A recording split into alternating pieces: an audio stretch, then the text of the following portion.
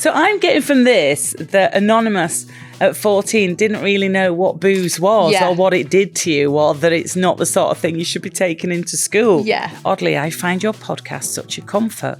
It gives me a little glimpse into the mum life I'm so desperately hoping for. Oh, Emmy. Back in the day, there was a lot of forceful fingering. I thought it was more like when you're trying to rummage around the bottom of your bag for a boiled sweet or a dropped pound coin or something, just useless fumbling.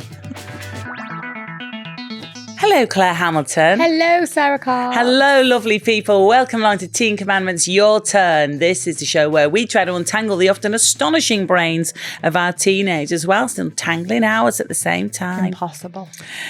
If you'd like to join in with the show, Sarah... No, that's the BBC. Don't send any of your stories to the BBC, please. Can you imagine that inbox transferring over to the BBC? Please don't. I'd have to fill out so many forms. I'd be in so much trouble. It is hello@teencommandments.co.uk. I've just come from breakfast, by the way. If you'd like to listen, I am on 6:30 till 9:30, Monday to Friday on BBC Radio 2, and I'm having an absolute blast. It is the best job in the world. Yeah. After this, of course, Claire. Yes, of course. I don't mean that. Right, here we go. So your excellent stories. Thank you for getting in touch. Let's kick off. Oh, it's just the letter L. Ooh. Hi, ladies. Nice to be called ladies, isn't it? You are wearing a gingham skirt. I feel like I am a lady. You're very ladylike today. I met my now husband back in 1989 whilst we were studying medicine in Southampton. After about 7 or 8 months of dating in Southampton and getting all the awkward stuff out of the way, what does she mean? Like, just getting to know each other. Fingering. Yeah. All was going well, and my mother invited my new man to our family home so they could meet. My father had died a few years earlier, and Mum continued to live in a large, lovely country house in rural Oxfordshire. Nice. I fancy nice. Living in a nice rural house. I know, it sounds Oxford. Blissful, doesn't it? My boyfriend was very nervous. It was made clear by my mum that regardless of what the sleeping arrangements were in Southampton, there would be none of that under my roof. Wow. On the second night, after my boyfriend and I had a nice night out and some pre-dinner cocktails and wine, my boyfriend said he would pop in to see me for a cuddle in the middle of the night. As I was anticipating his arrival, I didn't sleep well at all. I heard my boyfriend get up and move around the hall before making his way to me. Now, the first floor of the house had many doors. Okay. Oh, God. You can see where this is going. I know. And whilst lying there, I heard a door open that wasn't mine. My boyfriend had picked the wrong door in the dark, and it turns out he'd slid into bed and said, "Give me a cuddle, you cheeky minx," to, yes, my mum. Now, my mum was a very fine lady. She mostly wore a twin set and pearls and had also received an MBE from the Queen for charitable services. Oh, my God. You get the picture, says Elle.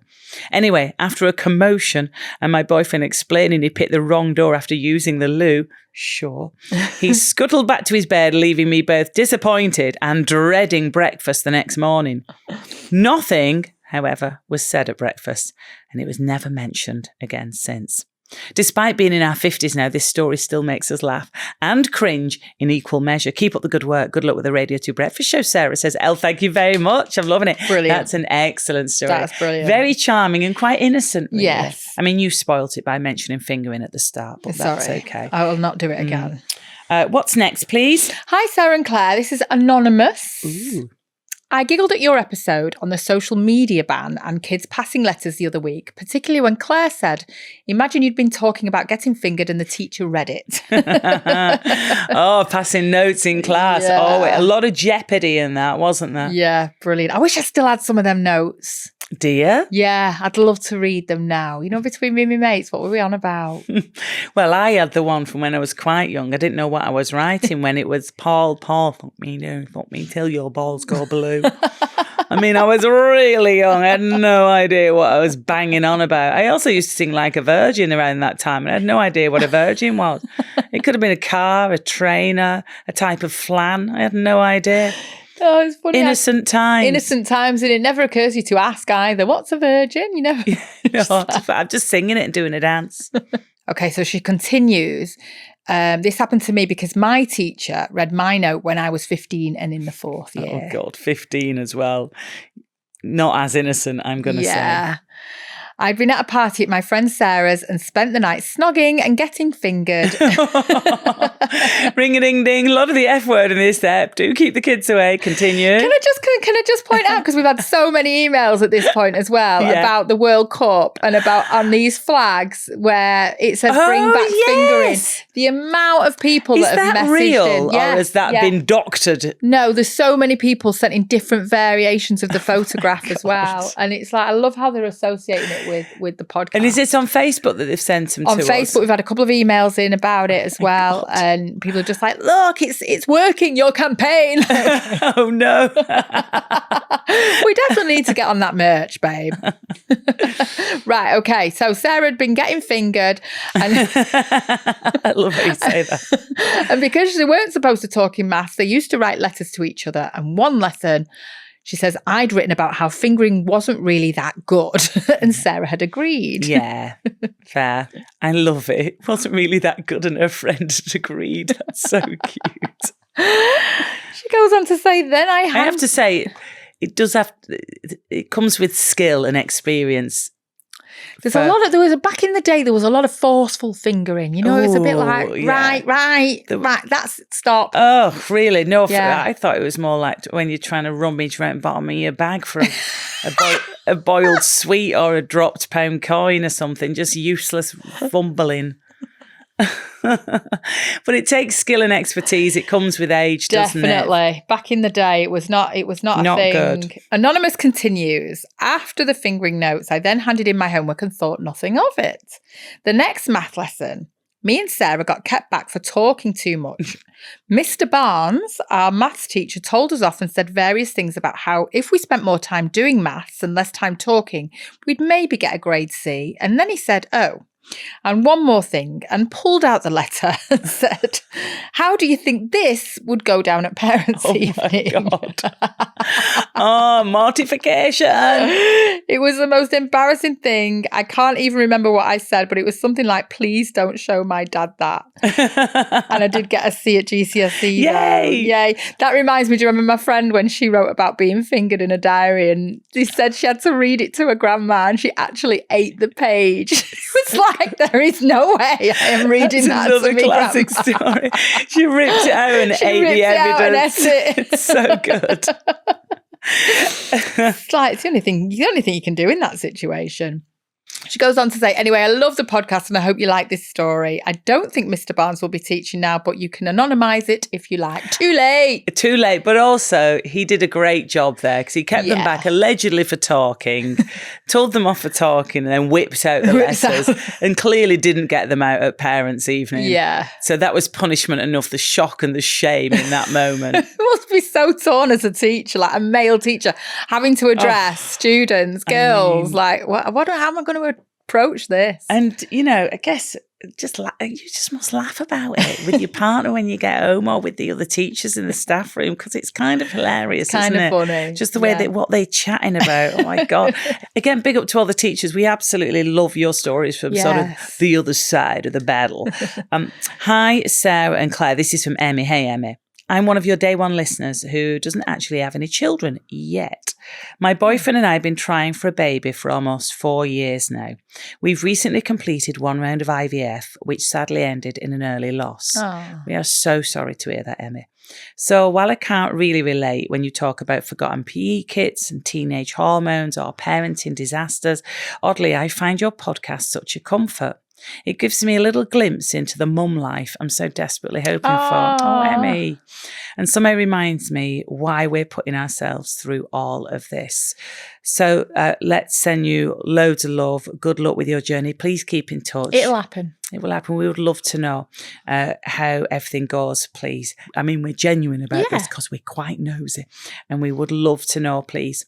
And also, we have lots of people listening who older parents, aren't parents at all, or, share their stories of their own teenage years. So Emmy, get in touch with any of those if you dare. And meanwhile, keep in touch, please. She continues, I also thought I'd share a little story from my friend's little girl. This is shared with permission, she says, which felt very Teen Commandments. She came home from preschool one day and her mum asked, did you have fun? What did you learn today, sweetheart? And she proudly replied, we learnt about German Nazis. Oh. Cue complete horror. This is so good.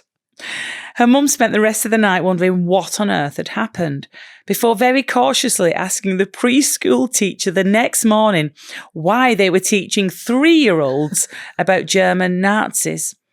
The teacher looked utterly baffled before saying, oh no, we were learning about germs and nasties. I love that. So good. Germs and nasties, not German Nazis. Thank you for all the laughs and for being such good company every week. Hopefully one day I'll have a few parenting stories of my hope. We've got everything crossed for you, Emmy. Love to you and your partner. Okay, we've got another anonymous. Hi, Sarah and Clare. I feel now is the time to confess one of my unintentional sins over 43 years ago when I was 14 and at secondary school. Ooh. Within my group of friends, there were 2 girls, let's call them C and J, who wanted to bring whiskey into school for a bit of fun. I don't know what on earth you were thinking. They couldn't get any from home as apparently all their drinks were kept in the living room bar. I was a naive 14-year-old and didn't really know what they were going on about. So when they asked me to bring some in, I said, sure. I went home that night and gave our kitchen corner storage rotating unit, very 80s, do you remember that? Gave it a quick spin to see what was there. Our family were not big drinkers and I occasionally remember Mum having a little sherry in the winter. I reported back to C&J that I didn't see any drinks with whiskey written on them, but there was a bottle of scotch. The girls laughed and said, that's the same thing, silly. That evening, I tried to find a good sensible bottle to bring some of this drink to school and came up with a nearly empty bottle of Night Nurse. Oh, God. I gave it a quick swill and decanted some of the drink into the bottle. So I'm getting from this that Anonymous at 14 didn't really know what booze was or what it did to you or that it's not the sort of thing you should be taking into school. Yeah. She's completely innocent. It's so innocent. Sweet. No big deal. And her parents weren't big drinkers, where I hate to say it, all of our kids know very much what alcohol is and the effects of it because they've seen it for a lot of their lives. Yes. So she had no idea that this was a bad thing to do. I arrived at school and C&J asked if I had the bottle. I handed it over and they grabbed it and hid it in their bag. I thought it was quite strange that they were acting like this as it was only a drink. Anyway, we all went off to do our thing and then reunited for our first lesson, maths. When I arrived, C&J were laughing, giggling and rolling on the floor. When the teacher came in and said, good morning, class, C&J burst into more laughter and fell off their chairs. I still had no idea what had gotten into them. Next moment, there was a knock at the door and the school secretary came in and said the headmaster wanted to see me. Ooh. I was never called to the headmaster's office. I never had detention or had to stay behind after class. So I was racking my brain as to why the teacher had wanted to see me. He told me that my parents had phoned the school, worried and concerned as they had discovered that I'd taken the scotch. Oh, no. The headmaster then asked me to produce the bottle, which of course I couldn't as I had given it to C&J. This then made him quite annoyed as apparently it was all planned by me using a secret Night Nurse bottle to hide the fact that it was scotch and then involving poor C&J. I have to say at this point, I still had no idea why everyone was getting so worked up about a drink. And I think the fact that I didn't show remorse, crying or begging for forgiveness made it more obvious to him that I was a cold-hearted drink dealer. Oh, no, poor thing. That evening, my parents sent me to my room to think about how bad it was to do something like this. No one explained why it was so bad to bring this drink to school. And it wasn't until years later that I realised what I'd done. Oh, such innocent days. How sweet. Sat in a room like, what's going on? Why is everyone so bothered? I am now a mother to 2 boys and a grandma to a lovely granddaughter. And I have always tried to be open with our boys and encourage them to talk about everything and anything so they wouldn't end up in a confused confused situation like me.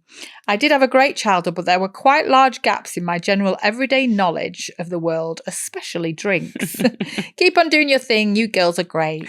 Anonymous, I love that. And I love that also being so innocent and naive that she'd Yeah. also put it into a night nurse bottle. So even if you've rinsed it, you're still going to get a little extra. Bit of a mix kick there, from night that. nurse and scotch. Very nice. Yeah, we do not want to encourage anyone to mix night nurse with scotch. But if you do, let us know how it goes. hello@teencommandments.co.uk. I've never done anything like that. Don't do that. Terrible business. We absolutely love your stories, so keep them coming in. And also, if you're going away on holiday, take us with you, babe. Yes. Download us for the plane. You know what? I'm all right flying, but I do find it quite a comfort when there's familiar voices on a podcast. If you download before that's you a get on good the plane. point. Yeah, it's really nice. Or listen to us by the pool and have a very happy holidays if that's you, if you're jetting off somewhere. Read a book. Oh, thank you very much. Oh, Claire, honestly, I didn't want any fuss. Imagine my surprise when I'd accidentally packed 2 copies of my new novel, The Truth of Us, available now at all good bookshops. I've got a lot of pets to feed. It's called The Truth of Us, my 3rd novel. I'm absolutely thrilled with it. I hope you like it too if you fancy a right good holiday read.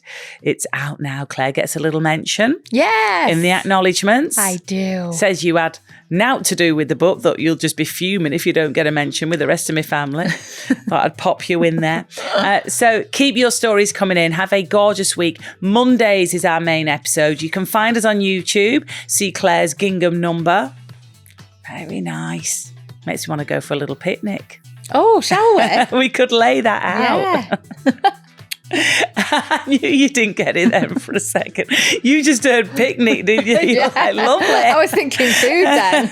You're like, yeah, great. It could do that, couldn't it? It's Just very spread it nice. round and you could eat from We it. could all gather round. You could watch us on Insta, find us on Facebook, and please leave little reviews as well if you can, wherever you listen to us. It really helps. And we will see you for our main episode on Monday. Have a gorgeous few days. And Claire, I love you very much. I love you.